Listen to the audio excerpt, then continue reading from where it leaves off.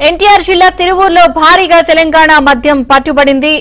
రాజుపేటలోని ఓ పాత గొడౌన్లో దాచిపెట్టిన 4200 మద్యం బాటిళ్లను సెబ్ అధికారులు స్వాధీనం చేసుకున్నారు. అక్రమ మద్యం నిల్వ చేసిన గొడౌన్ యజమానితో పాటు మరో ఇద్దరిపై కేసు నమోదు చేసి అరెస్ట్ చేశారు.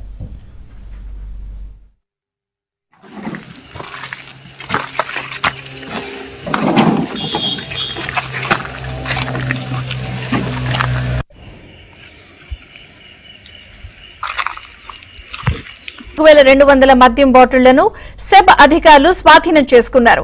అక్రమ మద్యం నిల్వ చేసిన గొడౌన్ యజమానితో పాటు మరో ఇద్దరిపై కేసు నమోదు చేసి అరెస్ట్ చేశారు.